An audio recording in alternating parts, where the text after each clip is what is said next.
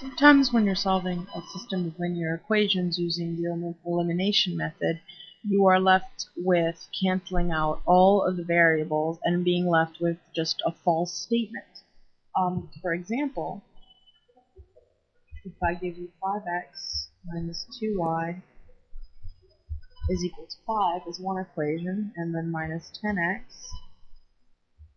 plus 4y is equal to 15 as a second equation, well, let's solve this as usual. Let's multiply the top equation by 2, positive 2, so that we can cancel out the x variables, because we're going to get a nice 10x here if we do that operation. So let's do it. So this becomes, the top becomes 10x minus 4y is equal to 10, and then the bottom stays the same, so 10x plus 4y is equal to 15. And now when we add them together, these two cancel out and they give us a 0 in the x, and in fact minus 4y and plus 4y also cancel out until we get 0 here too, and then finally 10 plus 15 is equal to 25.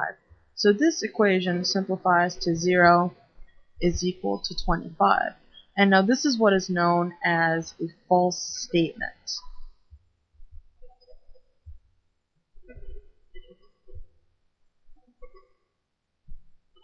And when we have a false statement as a result of combining a linear system of equations, we call this an inconsistent system.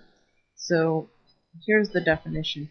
An inconsistent system is what you have when both variables have been eliminated and the resulting statement is false, which is what happens above. Now, graphically, you can think of it as both of the lines not ever intersecting. They're actually both parallel, so they'll run like this, for example. And in this case, we always end up getting that the system has no solution. So in the case of an inconsistent system,